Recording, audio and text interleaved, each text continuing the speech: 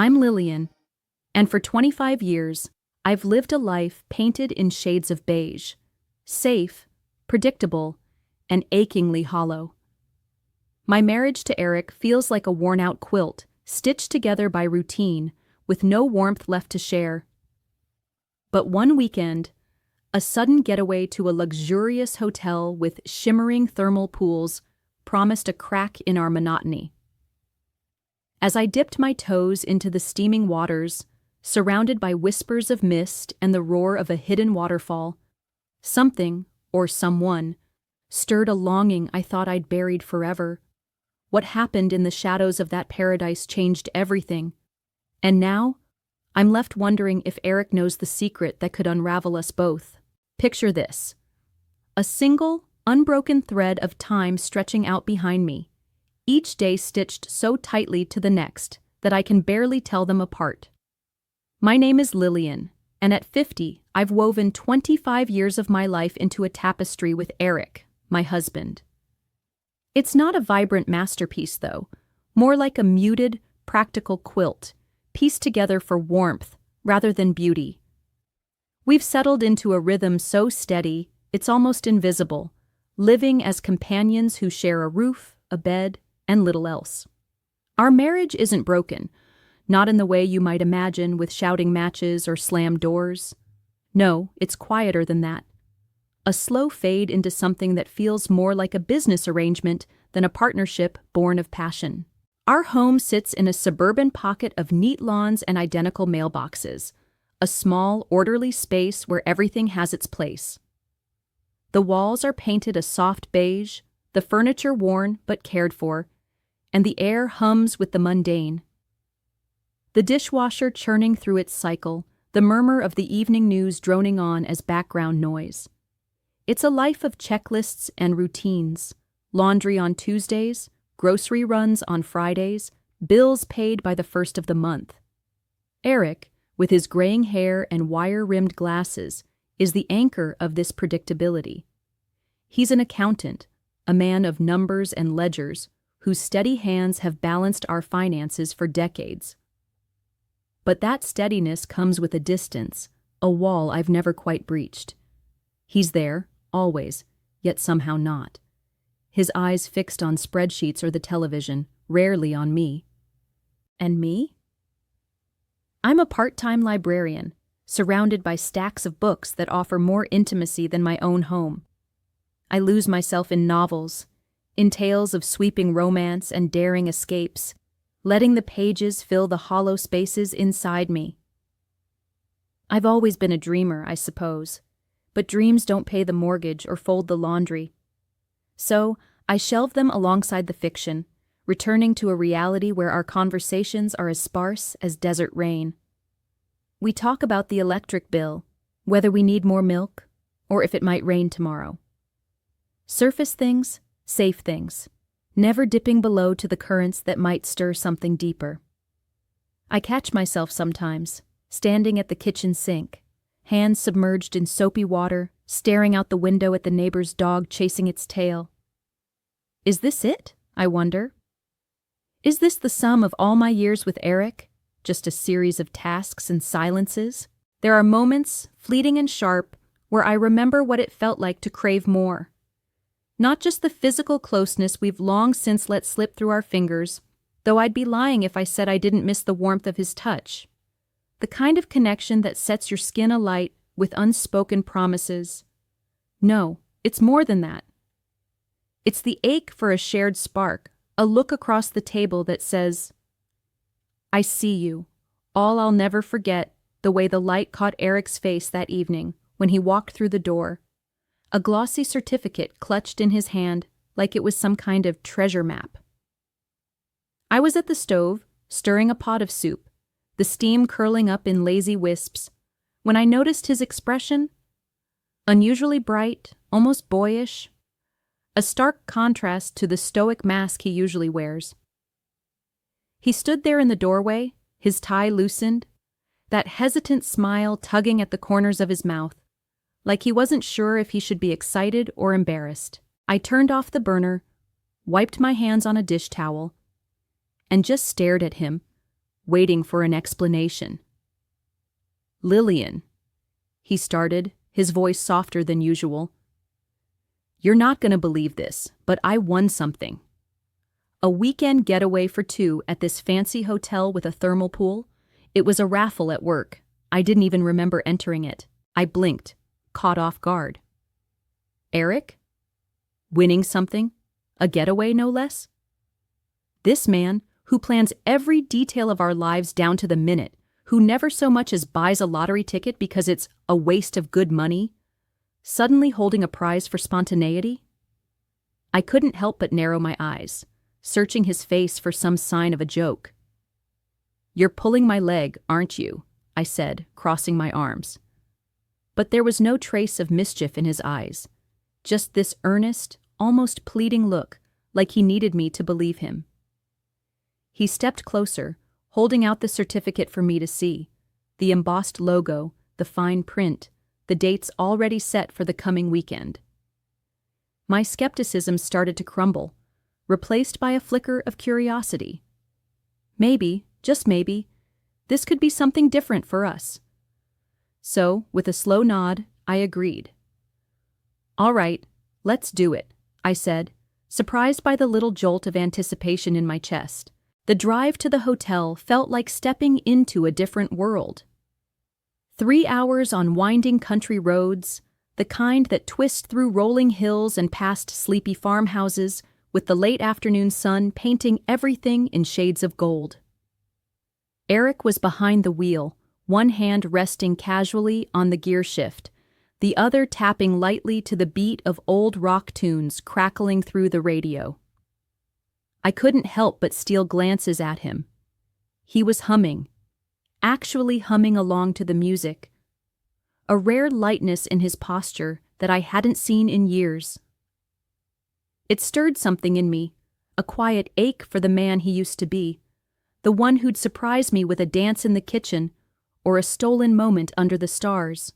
I rolled down the window a bit, letting the crisp air rush in, carrying the scent of pine and earth, and for the first time in a long while, I felt the weight of our routine lift, if only for a moment. When we finally pulled up to the hotel, I was struck dumb by the sight of it. As I sit here, replaying the events in my mind, I can still feel the heat of the thermal pool at that grand hotel, the way it seemed to wrap me in a world apart from everything I've known.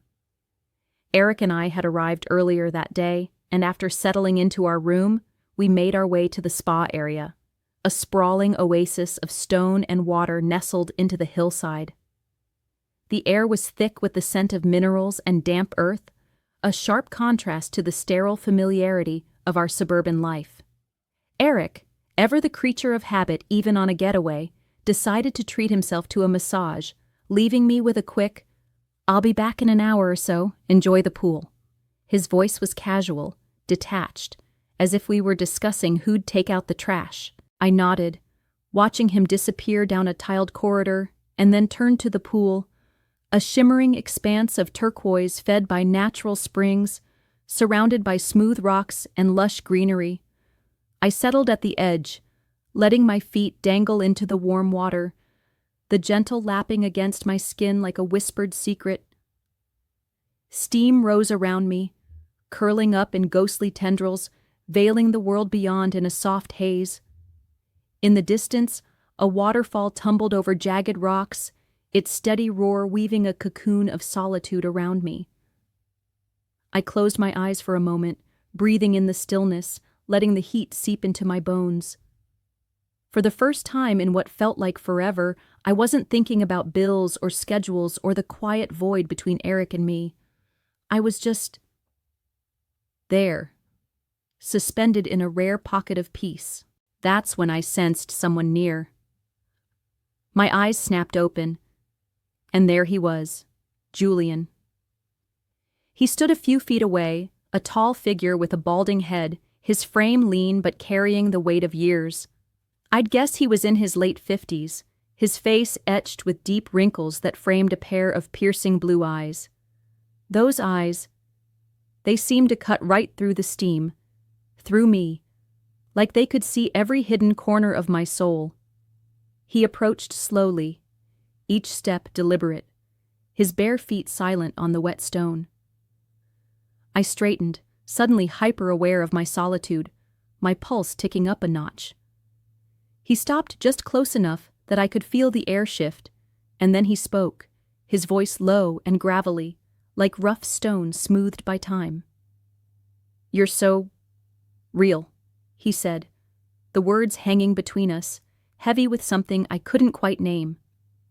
His hand reached out, lightly brushing my shoulder, and I froze. The warmth of his touch was electric, a jolt against the cool mist, and though every instinct screamed to pull away, I didn't.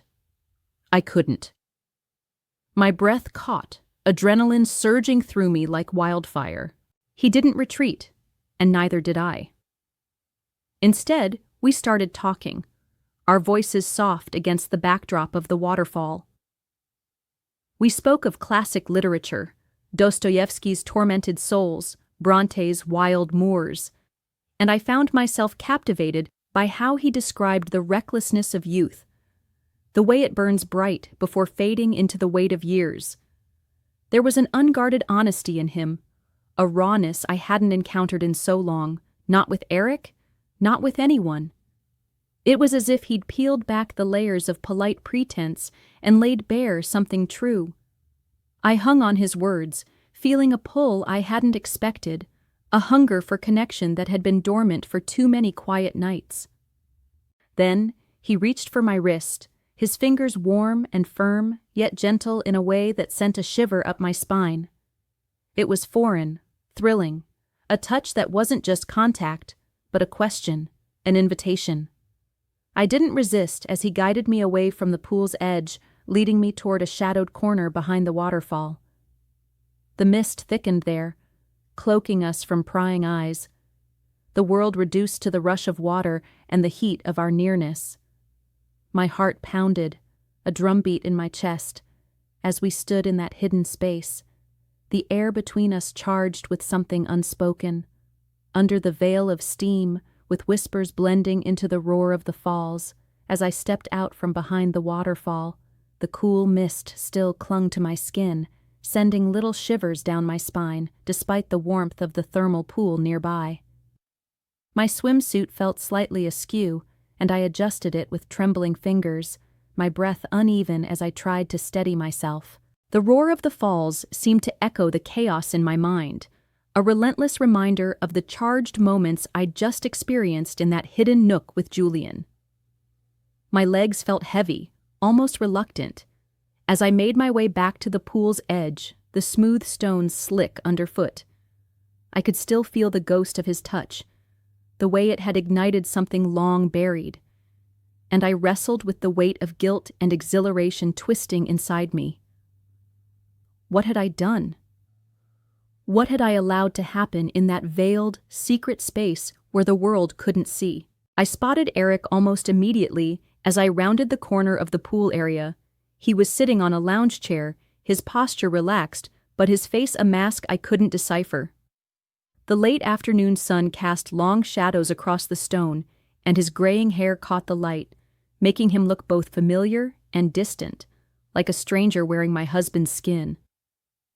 My stomach knotted tight, a cold dread settling in as I approached him.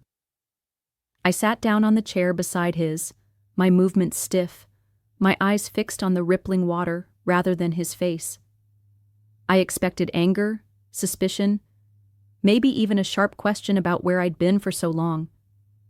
I braced myself for it, my hands clenching the edge of the chair, the rough weave of the fabric grounding me as I waited for the storm to break. But it didn't come. Instead, there was just silence at first, a heavy, suffocating quiet that pressed down on me harder than any words could have.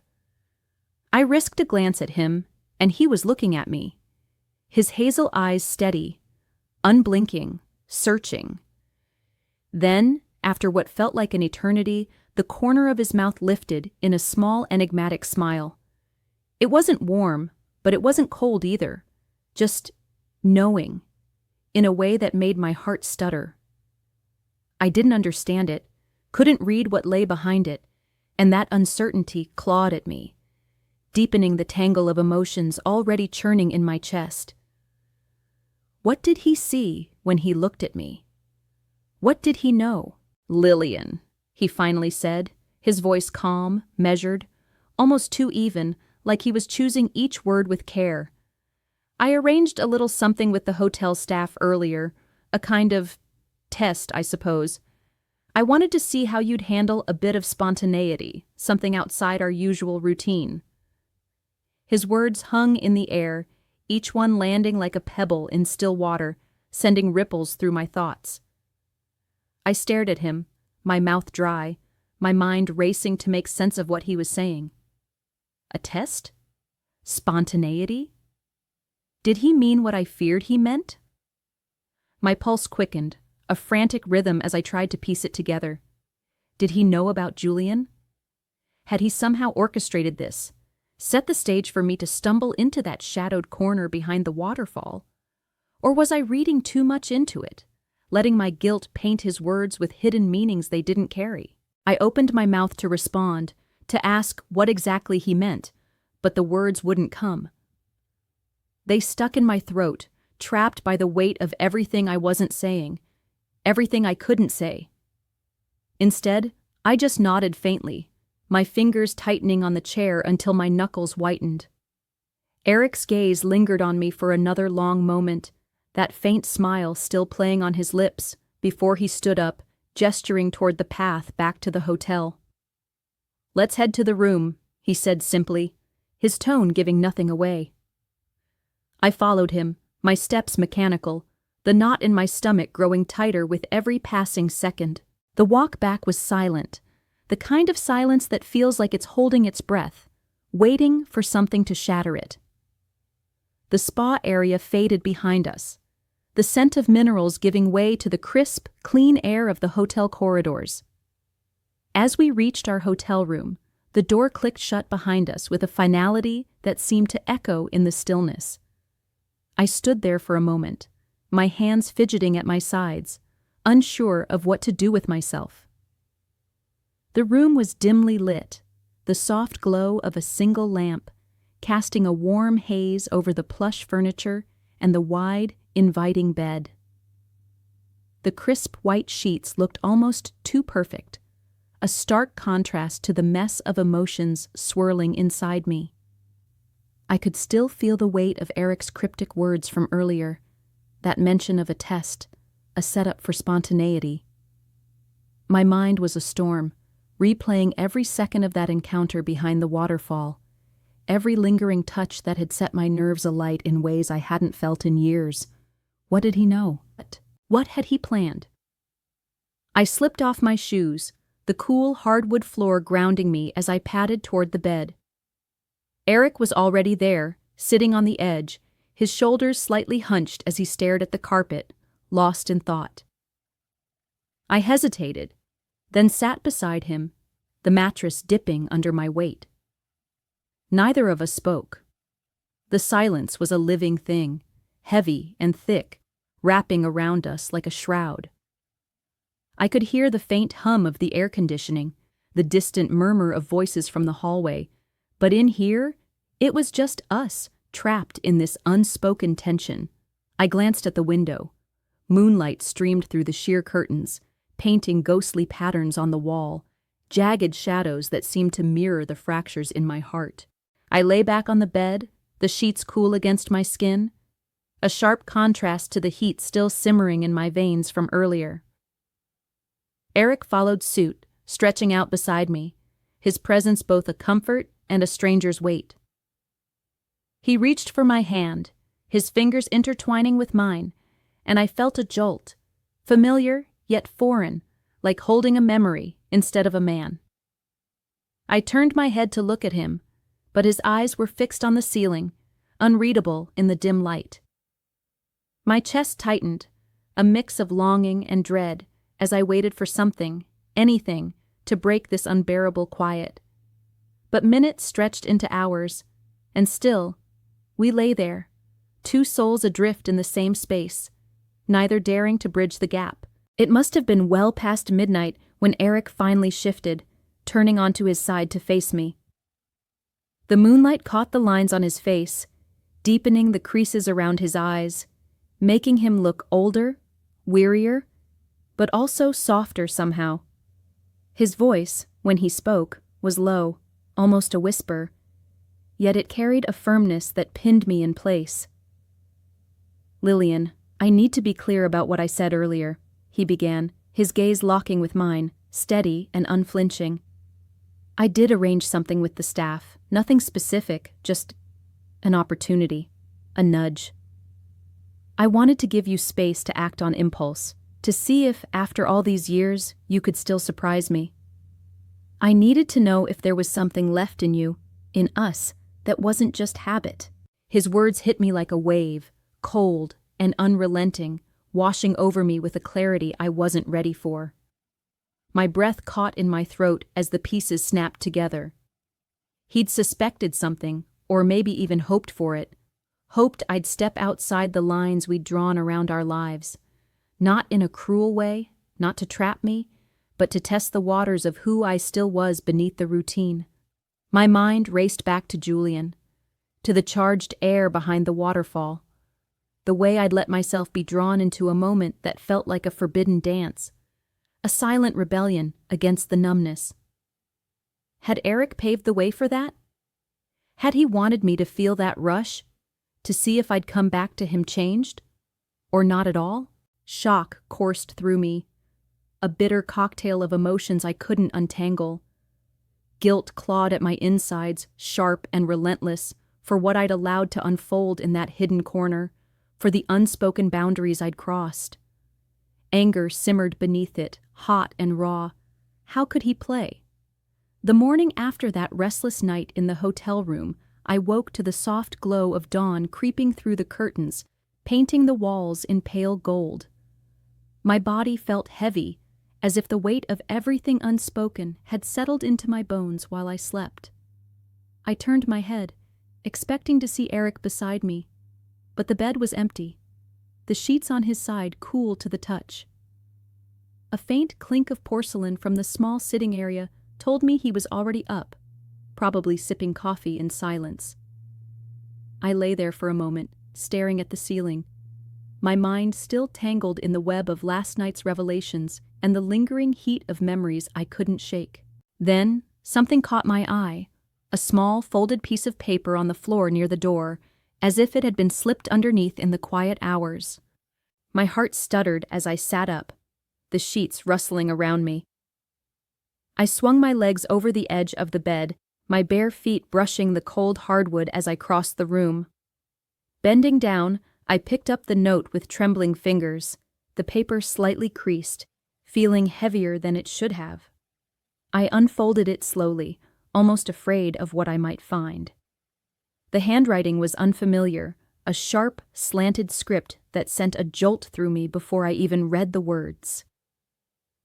"When you want to feel it again, you'll find me by the waterfall." That was all it said, unsigned. But I knew instantly it was from Julian. A rush of heat flooded my cheeks, my skin prickling as if his touch lingered there, a phantom sensation from that hidden moment behind the mist. My breath hitched, and I quickly folded the note again, glancing over my shoulder to make sure Eric hadn't stepped back into the room. My suitcase sat open on a chair nearby, and I hurried over, tucking the paper deep beneath a pile of clothes, burying it like a secret I wasn't ready to face. I stood there for a moment, my hand lingering on the fabric, my mind a storm of conflicting tides. That weekend at the hotel, it had been a fracture, a crack in the smooth, predictable surface of my marriage. For so long, I drifted along the calm river of routine with Eric, letting the current carry us without question. But now, the waters were turbulent, stirred by desires I hadn't dared to acknowledge, and by Eric's quiet, calculated push to see if I'd stray from the path. His words from last night echoed in my head, that admission of setting up an opportunity, a nudge to test what was left of me, of us. I couldn't tell if it was a betrayal or a desperate reach for something real, something to wake us from the numbness. And then there was Julian, a spark in the dark. A reminder of a fire I thought had long since burned out. I didn't know if I was more ashamed of what I'd felt in those stolen moments or of how much I still craved to feel it again. Packing up to leave felt mechanical, each motion a distraction from the chaos inside. Eric and I barely spoke as we loaded the car, the air between us thick with a new kind of silence. It wasn't the apathy of before, the empty quiet of two people who've run out of things to say. No, this was charged, electric with questions neither of us dared to voice. The drive home stretched on, 3 hours of winding roads and muted scenery, the radio off this time. No old rock tunes to fill the void. I stared out the window, watching the hills blur past, my fingers absently tracing the edge of my seat. Every now and then, I'd catch Eric's profile in my peripheral vision, his jaw set, his hands steady on the wheel. Did he sense the shift in me? Did he know about the note hidden in my suitcase, a silent confession of something I couldn't fully bury? Or was he wrestling with his own doubts, wondering if his test had pushed us too far apart to ever come back together? Back home, the familiar beige walls and orderly spaces felt like a cage after the wild, untamed air of the hotel. Days turned into weeks, and I haven't returned to that place, haven't sought out. Don't forget to subscribe, like, and comment if you enjoyed this story. This will help us create more engaging stories for you.